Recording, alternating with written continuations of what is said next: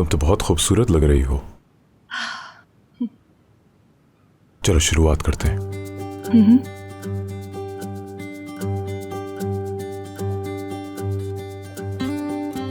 मुझे अभी भी यकीन नहीं हो रहा, हम जो कुछ भी कर रहे हैं वो सिर्फ पागलपन ही है। मैं नहीं जानता कि यह पागलपन है या कुछ और, मगर तुम्हें अब से इसकी आदत डालनी होगी, क्योंकि तुम मेरी बीवी और अलावी खानदान का हिस्सा हो।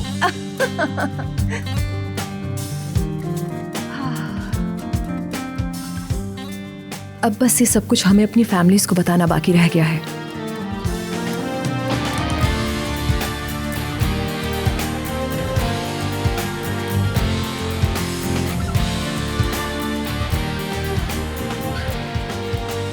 इस वक्त तुम यहाँ क्या कर रहे हो? अब मेरी बात गौर से सुने, मैं आपको एक अहम बात बताना चाहती हूँ। जॉब मिल गई क्या? हमारे लिए तो यही अहम बात होगी। क्या हो रहा है? सब ठीक तो है? क्या चल रहा है? अच्छा, तो जलाल भी यहाँ पर है, तो बता सकते हो मामला क्या है? सही कहा। अब मैं आप लोगों को ज्यादा देर इंतजार नहीं करवाऊंगा। मैं शादी कर चुका हूं। क्या? शादी कर ली तुमने? क्या कोई मजाक हो रहा है? बिल्कुल नहीं। ऐसे शादी नहीं कर सकती। पहले मैं देखूंगी लड़का क्या करता है और है कौन। मैं शादी कर सकता हूं मम्मी, उसके साथ जिसको मैं चाहता हूं। किससे शादी कर ली? क्या ये वही है फिकरत अलावी? अब सब लोगों की जबान पर सिर्फ हमारा नाम होगा। ऐसा भला क्यों होगा? मैंने शादी की है और ये एक अच्छी बात है। अरे अच्छी बात तो है, मगर इस तरह शादी करने की क्या जरूरत थी भाई? मुझे मालूम है, अगर मैं आप लोगों को पहले इन्फॉर्म कर देता, आप हजार बहाने बनाते और इनकार कर देते। तुम्हें क्या लगा तुम ये सब कर लोगे और हम मान भी जाएंगे इतनी आसानी से? ये सोचा तुमने? हरगिज मत समझना कि हम मान जाएंगे, और वो भी ऐसी औरत के लिए। गलती की तुमने। हम उस औरत को कभी इस घर की बहू नहीं कबूल करेंगे। जितना जल्दी आप इस बात को कबूल कर लें, हमारे लिए उतना ही आसान होगा एक नई जिंदगी की शुरुआत करने के लिए। अब फैसला आप लोगों के हाथ में है। क्या मतलब मॉम? मतलब ये है, चूंकि अब मेरी शादी हो चुकी है, तो अब यहाँ हमारा रहने का कोई जवाब नहीं बनता। जाना तो होगा हमें यहाँ से। क्या मतलब आपका? इसका मतलब हम सब शिफ्ट होंगे? हाँ मेरी प्यारी बहन, हम सब। ऐसा ही है। यकीनन मेरी बीवी की जगह मेरे साथ है और अपनी फैमिली को भी नहीं छोड़ना चाहती वो। 4 दिन नहीं हुए उसे आपकी जिंदगी में आए, आप उसके इशारों पर चलने लग गए। अगर आप नहीं चाहती कि वो यहां आए, तो फिर मुझे कहीं और जाना पड़ेगा। रुक जाओ, कहां जा रहे हो तलाल? मेरा अब यहाँ क्या काम?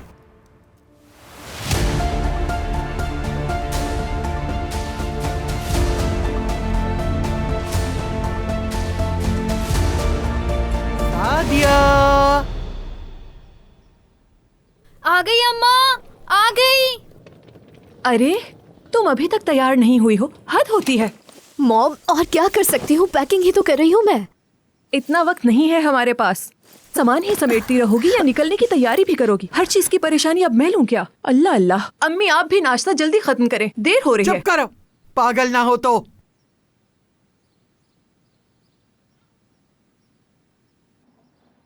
क्या कहा आपने? हाँ क्या कहा अभी?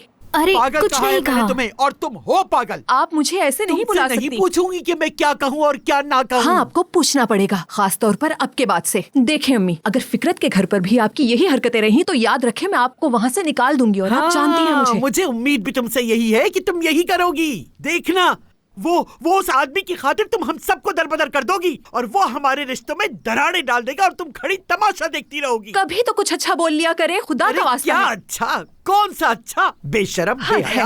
कितनी सुकून की जिंदगी थी हमारी, सारा सुकून बर्बाद कर दिया। मैंने बर्बाद कर दिया? आपको जरा सा भी एहसास है? आज मेरी दूसरी जिंदगी का पहला दिन है और वो भी इतना खास। कभी इतनी दौलत देखी है आपने अपनी जिंदगी में? अब जब मिलने जा रही है तो अल्लाह का शुक्र अदा क्यों नहीं करती? आप समझ क्यों नहीं रही? लानत हो तुम पर और तुम्हारी लालच अभी पर। भी वही बकबक। तुम्हारी तो आंखों का पानी मर गया है बेटा, आंखों का पानी मर गया है बिल्कुल। तुम्हें तो हर जगह बस दौलत ही दौलत नजर आ रही है और हमें से कि खत्म ही नहीं होगी दे रही। उस आदमी से उस आदमी तक, उस आदमी से क्या हो रहा है ये? बच्ची को तो देखो, बाप का साया तक तो छीन लिया उसके सर से।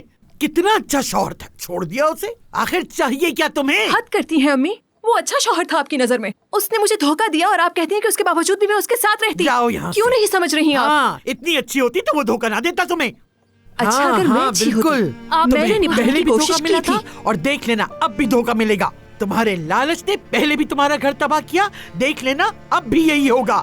जाओ यहाँ से, जाओ यहाँ से तुम। मैं एक अच्छी औरत नहीं हाँ, थी, बिल्कुल नहीं थी। बल्कि अच्छी औरत तो आप नहीं थी। औरत तो क्या, एक अच्छी माँ तक साबित नहीं हो सकी। एक माँ अपने बच्चों से कैसे पेश आती है, आपको तो ये तक नहीं पता।